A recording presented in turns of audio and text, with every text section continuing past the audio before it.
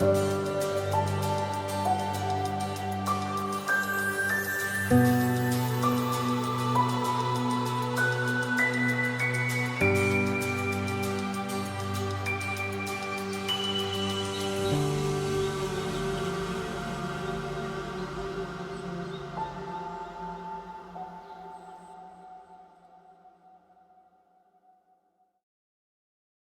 friends, and thank you for joining me. My name is John LaCroix. I'm the owner and race director of the Human Potential Running Series, or HPRS for short. If this is your first HPRS race, welcome to the family. We are one of Colorado's largest trail and ultramarathon series and one of the largest ultra series in the United States. Each year we host 9 in-person races right here in Colorado, this being our 13th season of running. You can learn more about our mission, ethos, and our events on our website, www.humanpotentialrunning.com. This is the official pre-race meeting for the 2026 Stories Trail Runs, the 9th annual edition, happening this Saturday and Sunday, February 21st and 22nd at Cheyenne Mountain State Park in Colorado Springs, Colorado. This meeting is required viewing for all participants and is designed to help you show up fully informed and prepared. We begin by acknowledging that when we gather this coming weekend, we will be standing on the traditional and ancestral lands of the Jicarilla, Apache, Ute, and Cheyenne peoples. At HPRS, we believe that being a runner means being a temporary steward of these spaces. We acknowledge the history of dispossession and the ongoing connection these tribes have to this land. We won't just be running a race, we will be honoring the spirit of those who moved across these mountains for generations before us. I encourage you to use the links on our website this week to learn the specific history of these peoples so that when you show up to the start line, your presence is an act of respect, not just consumption. If you're tuning in and still haven't registered, online registration closes at 11:59 p.m. Mountain Time, Tuesday night, February 17th, with race day signups available as space allows. We should have plenty of room. So if you're watching this video on YouTube or our Facebook channel and you're interested in the race, by all means, come on out. We have plenty of room for you to register race day this weekend. You should note that t-shirt and awards cutoffs have passed. So if you sign up at this point, you are considered a late registrant. You might miss out on a shirt, but we should still have plenty of awards available. I actually have quite a few leftover shirts from last year's race, so I'll have a bunch of extra shirts at the race this year. So I'm willing to guess that everybody who is registered after the t-shirt and awards deadlines will probably get both a shirt and an award when you come on out. So come join us. We'd love to have you. In this meeting, I'm going to cover everything you need to finalize your prep before you head out to see us this coming weekend. Because this is a pre-recorded briefing, we don't have a live Q&A session. However, we are committed to your success. So if you have questions after watching this, please shoot me an email and I'll get back to you as soon as I can. Before you reach out, remember that we have provided extensive resources designed to support your operational rigor. You can find the answers to almost every logistical question in these 3 places. The pre-race informational email that landed in your inbox recently, the runner's guide and Google Drive folder linked to on our website. I'm going to show you how to find that. And the specific race webpage at humanpotentialrunning.com. Please use these tools. This meeting is meant to be a high-level enhancement of the sacred readiness you've already established by doing your homework and reading the materials. Well, let's talk safety. At HPRS, we treat every participant like an adult. Trail and ultra races are extreme events, yes, even the 10K. No matter the distance, you're stepping into an environment where you are responsible for your safety. I can't guarantee your well-being, but I can help manage risk. What I ask of you in return is accountability. Read the runner's guide. Bring the right gear. Know the course.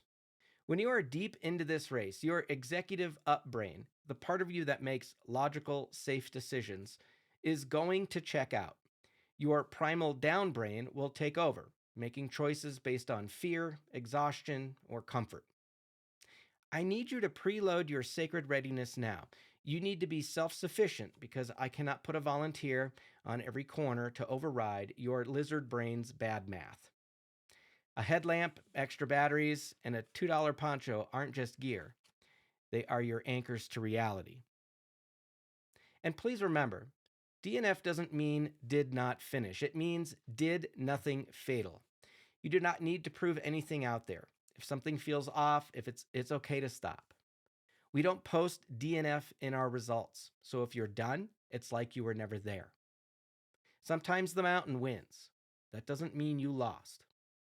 We also don't publish did not start information on our website. So truly, if you don't show up, or if you show up and it's not your day, it's like you were never there. Stay on course if injured. Tell a runner to communicate your situation to the aid station. Depending on the circumstances, we'll send a hasty crew to you.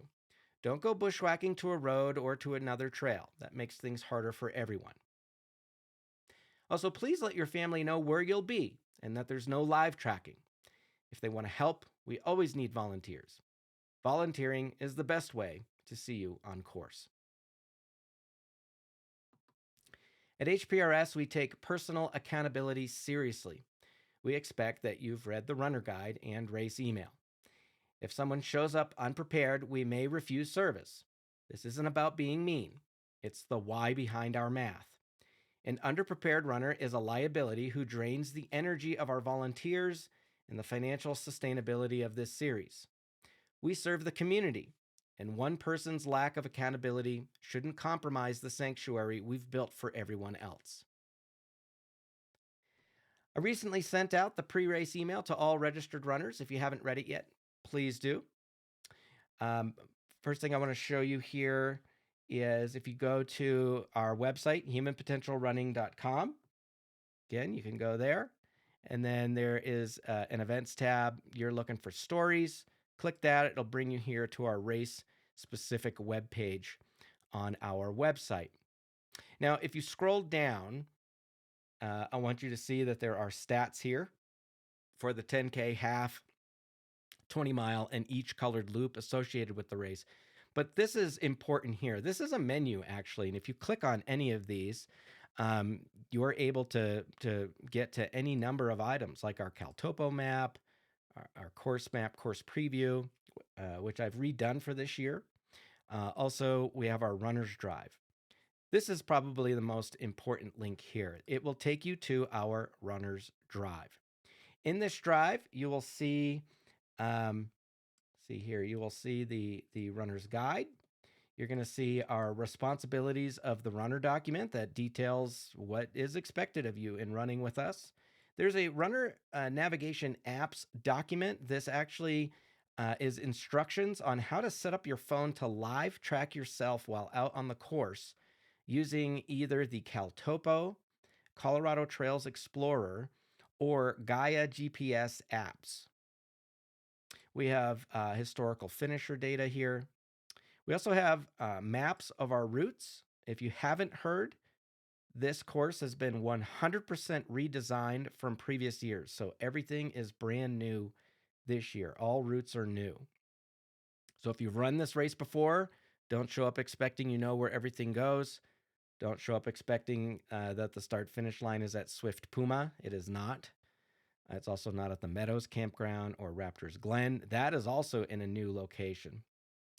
We also have a Google map here, and if you open this up, I just want to show you that each loop is visible here on this map, give you some better visualization of where you're all going to go this weekend. Our EAP here is our emergency action plan. If you care to know exactly what we're going to do in the event of a missing runner, an injured runner, or any other type of emergency that might arise. And then also we have our elevation profile for the race that includes elevation profiles for each individual loop in the timed events, as well as the 10K half marathon and the 20 mile. We have past results here from our timed events, so you can see how we track that. But also important in the runner's drive is the GPX folder. I know a lot of you like to have a GPX file. They're all in here. You can download these files right out of this folder and upload them to your watch, phone, whatever GPS device you're using for navigation purposes out on the course. Between GPX, the apps that you have at your disposal, the paper maps, everybody, again, the number one rule in trail and ultra marathon running in terms of navigation has always been, it is up to the runner to know the course. Of course, we are going to mark the course and all the loops to the best of our abilities. Everything is going to be color coded. We've got you. It should be super easy to navigate. However, sometimes there's a lot of outliers like the weather, other hikers, wildlife that will mess with course markers. Deer sometimes eat ribbons. You never know. So we provide all of these materials to you so that you can show up prepared to navigate on your own in the event that something happens. Okay. So again, it's on you to come prepared. That means reading the race email, checking the runner's guide, and showing up with the knowledge and gear to keep yourself safe and successful out there. I want to be clear, again, we do reserve the right to turn away anyone who shows up underprepared. It's not about being harsh. It's about protecting you, our volunteers and staff, and the long-term sustainability of this series. So please do the homework. Be ready. Respect the mountain and the miles.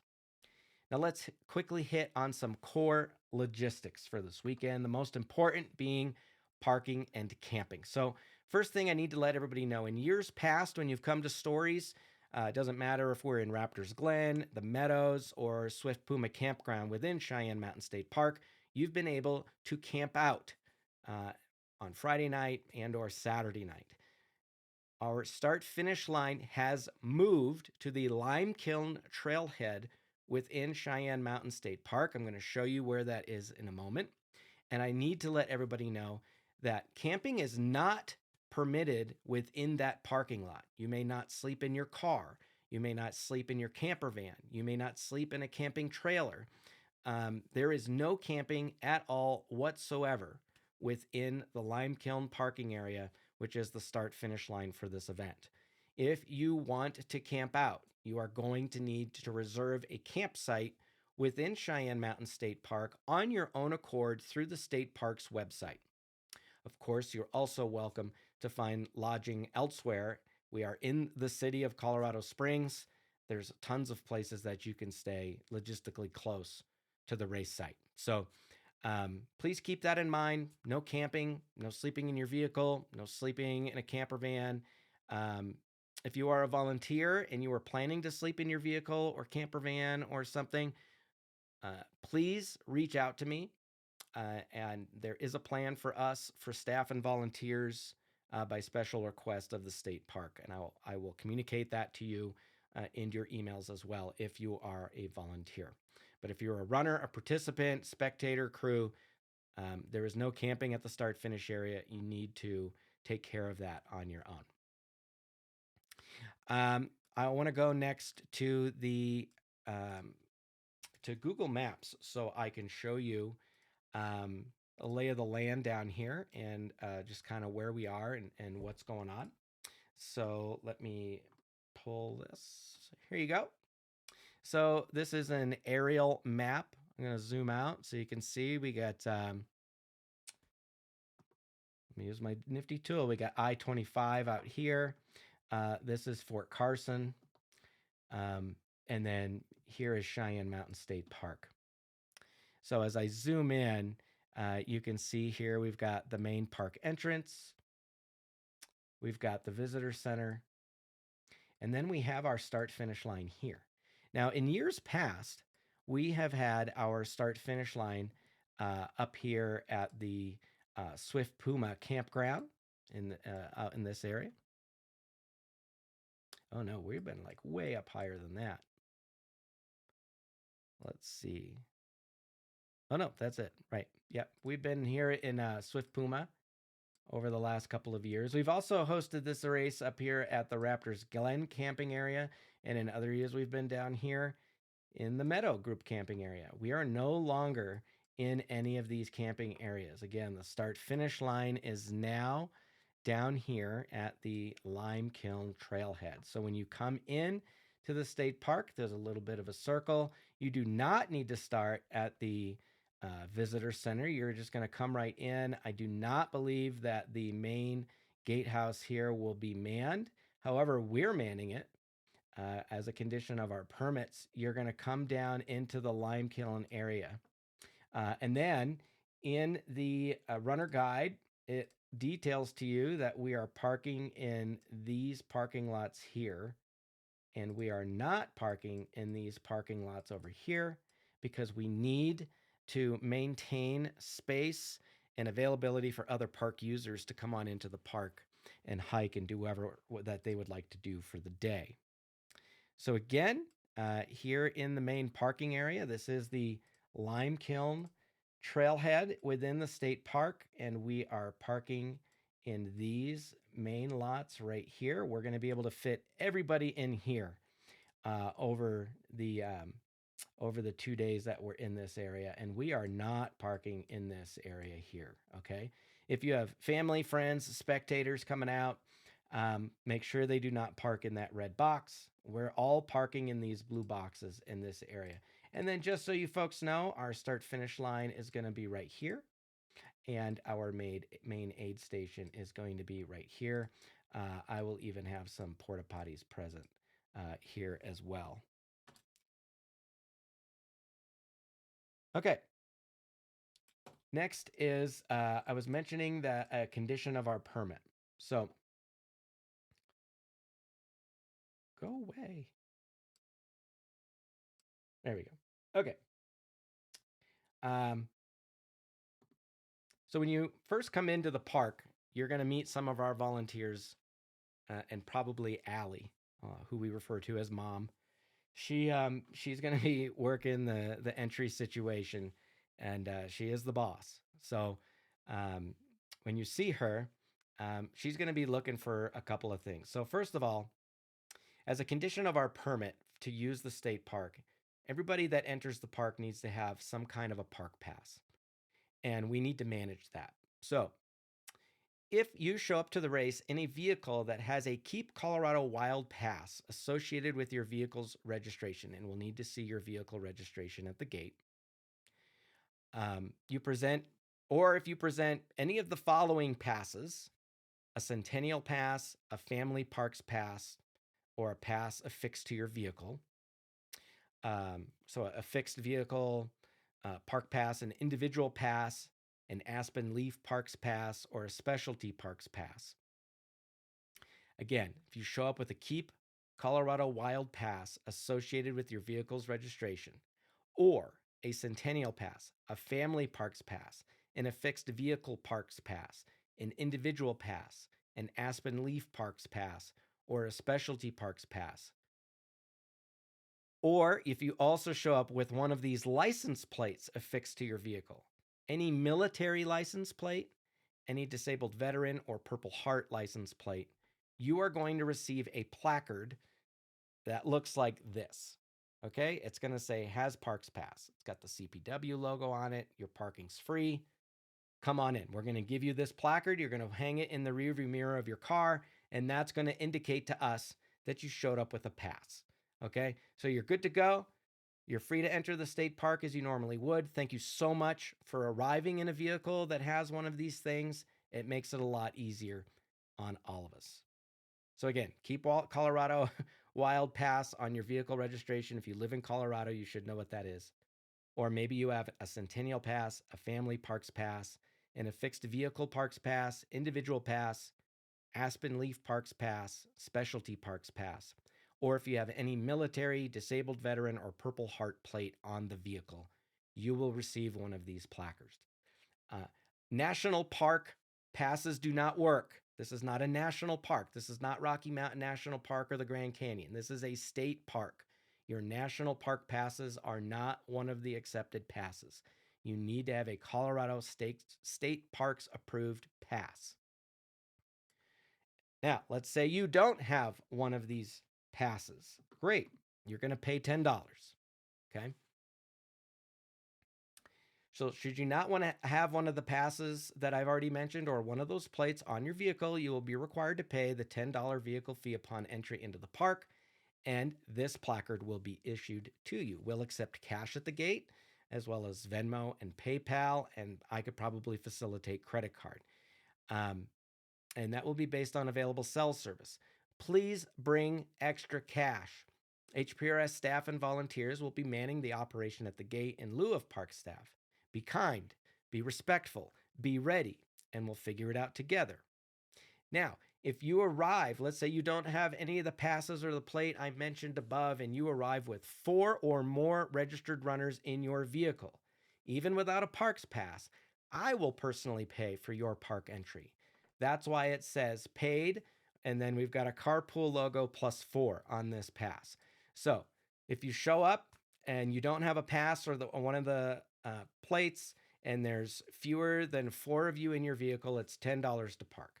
If you show up and there's 4 or more registered runners in your car, we're going to give you this placard. You're going to come in and you're going to park. If you pay the $10, you will get this placard and you will park. This is so I can keep track of how much money I owe the park for parking and for park passes for all of you to come on in. So,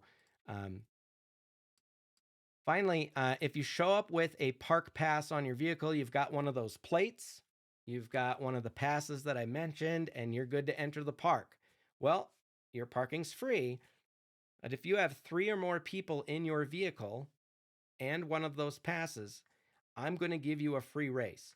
That's not everybody in the car is getting a free race. I'm giving one free race to the driver of the vehicle. Okay? So,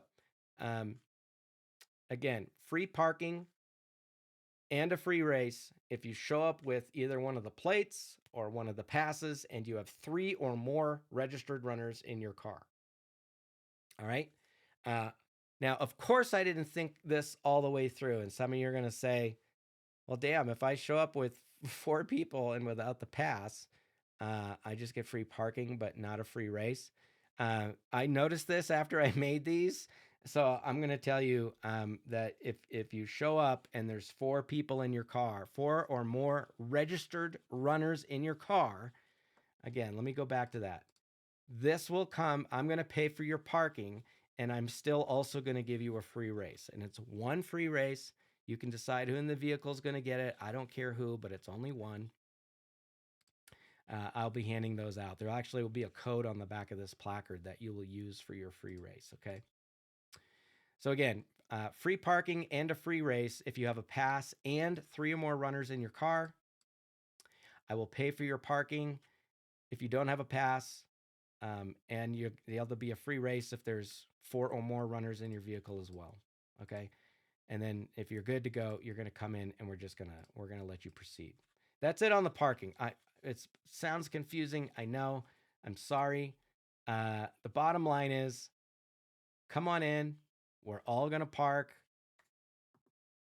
in these 2 lots. On your way in, if you have a parks pass, you get this placard. If you have the right plate, you get this placard. If you don't, you're paying $10. If there's 4 or more runners in your car and you don't, anybody with 4 or more runners in your car, registered runners in your car, you're getting a free race. You could give it to somebody in the car. If you show up 3 or more with a pass, same thing, free race, you get to proceed. Okay? Allie will have this dialed way more than I ever could, so she's got it. All right, let's keep going. Runner check-in. So you're going to check in on race day. We're not going to be at some running store in the days before the race. I'm not going to be at In-N-Out or Costco checking runners in. You're going to check in on race morning. On Saturday, check-in will be open from 6 to 8 in the morning, and on Sunday, it will be open from 5:45 a.m. until 7 a.m. I want to kindly remind everybody that you may only pick up your own bib and swag. You may not pick up for someone else. An ID may be required as well. We need to make sure that it is you who is picking up your bib and your swag. So if you're not coming to the race and you told somebody that you'll just show up and let them know you're me and you can take my bib, that's not going to work. Probably going to be checking IDs. And if it's not you, not only is that person not running, but both of you will be banned for life from running in our series. So again, you may only pick up your own bib and swag. If you're a husband coming out to run, your wife was signed up and she's not coming, you're gonna be like, can I grab my wife's shirt and stuff? And all no, you may only pick up your own bib and swag. Thank you so much for your understanding. Start times, Saturday, the 15-hour starts at 7 a.m. You have until 10 p.m. to run as many miles as you can or want. If you're in the 6-hour, race starts at 8 a.m. and you have until 2 in the afternoon to run as many miles as you can or want. That does not mean you need to run for the full 6 hours or the full 15 hours. It really is. There is no, as long as you finish the first loop, there are no DNFs. Your result is however many total miles that you ran within the allotted time. On Sunday, all 3 events, the 10K, the half marathon, and the 20 mile, all start at 7 a.m. on Sunday. Okay, this one's important and also kind of gross. Please, no lube chips. Now you might be asking, what are lube chips? If you've been here before, you know what they are. If you haven't, it's going to be new to you. A lube chip is when a runner comes into the aid station, they dive their fist into the Vaseline, the lube, whatever it is, they rub it all over their nether bits, all their places, and then they take that same hand and without having washed it or anything, dive their fist into the bowl of potato chips. You've just helped us spread lube chips. So if you've lubed up and your hands are a bit slippery, or maybe you haven't even washed your hands in quite some time, we will have hand sanitizer at the aid station. But please, if you're nasty, do not dive into the communal aid station food bowls. Self-serve is okay, but if your hands are messy, ask a volunteer to help using scoops or tongs. Let's help keep things sanitary for everyone and just say no to lube chips. Weather forecast, this is current. I actually am expecting this to change. So you folks know, I am recording this video on Valentine's Day, Saturday, February 14th. We're a week out from this race. And I have very little confidence in this weather forecast. In the runner's manual, there will actually be a link to the National Weather Service's forecast for this specific area. And next weekend's forecast hasn't necessarily popped up yet. If folks don't know, I'm a weather geek. I've been following all kinds of models, checking out the weather for this week. I believe in the Euro model, not the GFS. If you're a weather geek and you know what I'm talking about. There's going to be some snow this week that falls in the area. They're not expecting much accumulation. It's just going to be showery. So I do expect a snow and ice-free park for the most part, and mostly dry trails. With this is a perfect forecast. I'm not expecting there to be a lot of permafrost or mud. So if you're somebody that you want to run this race without snow and ice and without all the mud, this is going to be your year. This is it. So we're looking at a start time temp on Saturday morning of 21 degrees, light winds. Beautiful Saturday, partly sunny skies, highs in the mid 40s. Still, make sure you bring your sunscreen. It's going to be a little windy, picking up throughout the day. We could have some gusts to 25. Sun rises at 6:43 a.m., sets at 5:43 p.m. And then another clear night on Saturday night, lows in the low to mid 20s. Still got some gusty winds. You're not going to see much of the moon this weekend. I put the moonrise and set information on there. You're not going to see the moon. And then Sunday, sounds like we're going to start with mostly cloudy skies, clouding over, and the possibility of some afternoon rain. And the rain that does come through will be in the form of a frontal passage moving from north to south through Colorado. So my belief is that by the time the rain reaches this area, we'll have been long gone. We'll have reached the cutoffs and we'll all be home. But going to be a little bit of a warm day with a high in the mid 50s, low to mid 50s. This is the winter that we've been having here in Colorado. If you're coming from out of town, we are terrified of fire season. This is a beautiful weekend. It's great, but I would rather we have snow at this point. So, great forecast. Please do keep track of the evolving forecast throughout the week. This could change. It's Colorado. Anything could happen. All right, drop bags. You're welcome to have a drop bag at the start finish and only at the start finish. Label your bag with your bib number and what event that you're in. Please no duffel bags. If you're going to hide a body in it, it's too big. Use it for food, socks, sunscreen, lube, a headlamp, and yes, even a toothbrush if you're in the 15-hour. Trust me, brushing your teeth mid-race is magical. Don't leave valuables inside. Your bags will not be treated like fine china. Anything left behind gets donated or terminated. Your drop bags, if you leave it behind by 2 o'clock, 3 o'clock Sunday afternoon, that bag is gone and gone for good. So please don't leave your drop bags behind. I don't think we might move them, but yeah, they're not going to be treated like fine china. If we do, people like grab a bag and huck them to where they need to go. We are not responsible for lost, stolen, damaged items. Keep all of this in mind, okay? Crews are not allowed at this event. There are no crews. Spectators are welcome at the start-finish area and nowhere else. The word crew refers to someone who is giving you something or taking something from you. The word spectator refers to someone who is just watching. We trust that you know the difference between these words and their intention within the rules. Also, please respect the landowners. This is Colorado State Park property, and our professional stewardship is the only reason we are allowed here. If you aren't respectful guests, we lose the trails for the mere mortals who want to run here in the future. Don't be the reason we lose a permit or permission. Also, please let your loved ones know, all of them, there is no live tracking. And please don't ask volunteers where your runner is if you're a family member coming to spectate. We need their attention on safety and tracking, not on fielding questions. Your runner will be here when they get here. The loops that they are on, the longest is 7 miles. Probably the longest they're going to be away from us is 2 hours at most. They will be here when they get there. As for pacers, pacers are only allowed for runners aged 60 and older. You may have a pacer at any time. And please remember that spectators and pacers are an extension of the runner. Any violation equals runner disqualification. Be sure your people know the rules. No dogs. I'm going to come. Nope. That would be an amazing thing if that happened. It's not going to happen. Do not come. That's right. No dogs. No dogs. Not on course.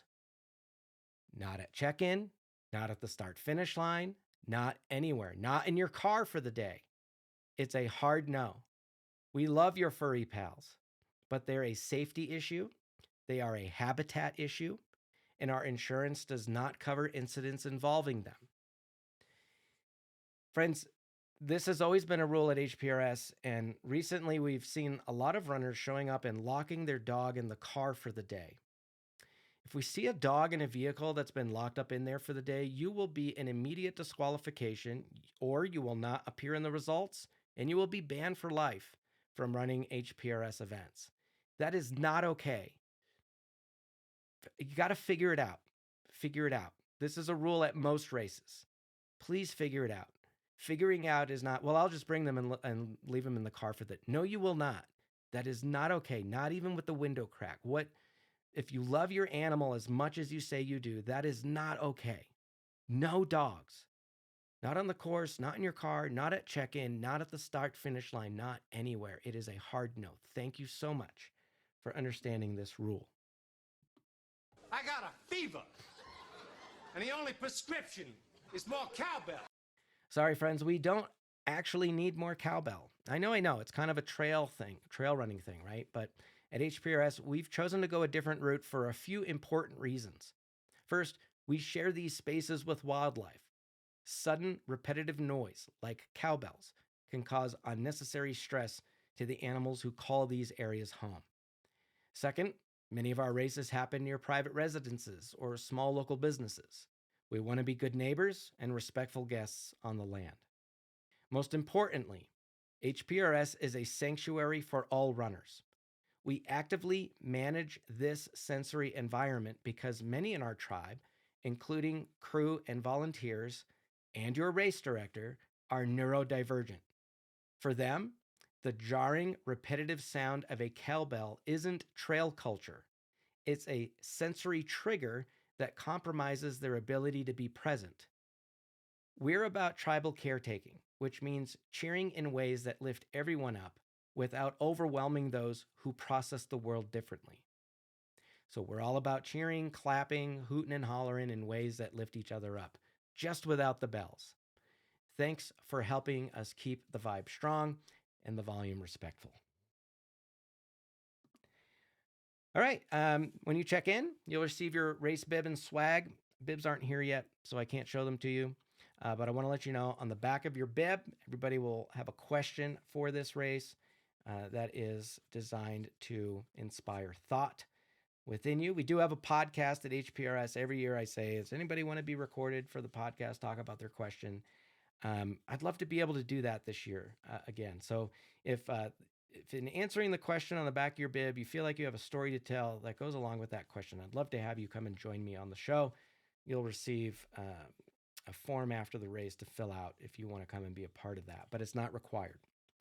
But also on the back of your bib is going to be a way for you to kind of keep a record. A lot of people save their bibs, and on the back, there's a way for you to record your time at the race and kind of commemorate the journey that was getting you through race day. Check it out. It's really cool. So you're going to get your bib and swag. Oh, also, we have this free booklet, race log and reflections. It's just a larger version of what's on the back of your bib. They're free. If you want to take one to really reflect on your time with us, I welcome you to take those and do that. When you show up on race day, everybody's going to get one of these drawstring bags. Okay. You're going to take this drawstring bag. Inside of it, you're going to have a die-cut HPRS sticker. You're also going to have a die-cut Stories Trail Runs sticker. You're also going to have a sample of lube from chamois butter. I think we're just getting down to the bottom of those. Also want to remind everybody that these are cupless races. We don't have paper cups or plastic cups at our aid station. You need to bring something to put liquids in. We do sell collapsible cups. Ask if you need one of those. We'll help you out. Let's see what else. Also, if you have any questions when you show up on race day, you want to look for somebody wearing one of these hats. They are a member of our community roundtable. They are part of the HPRS advisory board, and these folks know the answer to your question. Hunt them down, ask them your question. I much prefer you ask them than ask me. By the time I get to race day, I'm overwhelmed, overloaded, and I'm not going to have too much space for answering questions. That's why I have these folks helping me. So if you don't mind seeking them out to get the answer to your question. At HPRS, we don't have podiums. There is no first, second, or third place. There are no age group trophies. It's not that we don't value performance. We just value people more. Your story belongs here, whether you finish first, last, or not at all. The goal isn't the finish line. It's the discovery of character. While other series are busy chasing elites and corporate trends, HPRS focuses on professional excellence. We don't care if you're fast. We care that you're here to see what you're made of. We uphold the highest safety and operational standards in the sport so that you have a secure environment to find out where your limits actually are. Some people build races to crown champions. I build them to reveal character. So whether you come in first or last, everyone gets the same Finisher's Award. That's the tradition in old school ultra running, and we honor it here. All finishers are equal. All right, so this is our Finisher's Award. It's a wooden award, multi-layered. It's pretty cool. Everybody who finishes will get one of these. I know I said first to last, everybody gets the same award, but of course, if you come in dead last in your event, that's right, dead fucking last, it is a position we actually celebrate because the person who finishes DFL, They spent the most time on their feet, dug the deepest, and showed the greatest perseverance to see it through. If that's you, you'll get your Finisher's Award, a comp entry to a future HPRS race of your choice, and a special DFL trophy. This is the DFL trophy for the half marathon. It's a little standing award made out of wood, three-dimensional. Get to take this home. They are highly coveted. It's like one of our highest awards. Also, I have this special award. We always have this at Stories, the Purple People Eater Award. The purple loop has changed. Doesn't mean it's easier. Usually we give this out to the runner that faces the most adversity in the 15-hour for this year. So we have that as well. When you check in, also, you'll receive a wristband. I have like 2 examples. We'll either have one of these cloth ones or we have one of these little rubber ones. And on it, it says, "Nobody finishes alone. We rise together or not at all."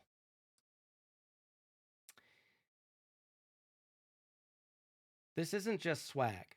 It's the HPRS ethos you can wear on your sleeve. We've done away with the merit badges because we want our spirit of the trail to be active, not just retrospective. This band symbolizes our commitment to tribal caretaking and radical inclusion. It's a reminder that while you are responsible for your own safety and readiness, you are also part of a sanctuary where we look out for one another. Remember when life was like that? You are free to keep your band as a reminder of your own grit, but you are also encouraged to give it away. If you see a fellow runner digging deep in their down brain to find their way back, a volunteer who has been lifting the shovel for 12 straight hours, or a crew member whose compassion is keeping the energy high, give them your band. It is the highest honor in our series to receive a band from a peer. It says, "I see your character, and I'm glad you're in this tribe with me." Finally, a huge thank you to our sponsors, Eldorado Natural Spring Water. They've been our hydration sponsor since 2014. Chamois Butter, some of your swag is thanks to them. We appreciate their continued support. All right, that's everything I had to cover. As a reminder, since this is pre-recorded, please email us with any lingering questions after you've reviewed your runner's guide. For those of you who want a deeper dive into the terrain, there is a separate video that is our course preview video to show you how everything flows. You're free to watch it or not. It's there for you if you really want to dig into the beta of where the event goes and where the trails go, and just more of a discussion on that. Otherwise, thank you for being a part of this community and for showing up to do something incredible this weekend. I want to remind everybody about our next 3 races after this weekend. If you love running with us, we'd love to have you again. We've got our Endure Trail Runs on May 16th up in Divide at Mueller State Park, also with a 10K half marathon and a trail marathon. We also have a unique 12-hour event where tiny balls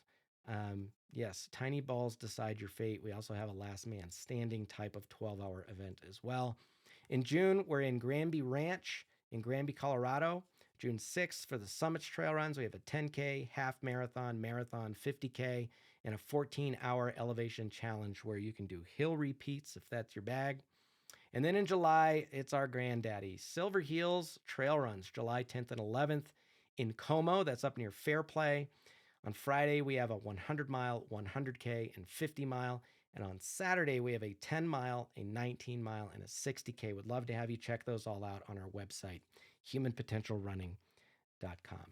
I look forward to seeing everybody at the race this weekend. Thank you so much for your time and attention to this video, for engaging with all of the materials, showing up prepared, ready to go. Take care of yourselves and each other at the event this coming weekend. It truly is an honor and privilege of mine to be your race director, and I can't wait to see everybody at this weekend's race. For the Human Potential Running Series, I'm race director John LaCroix. We'll see you at the race.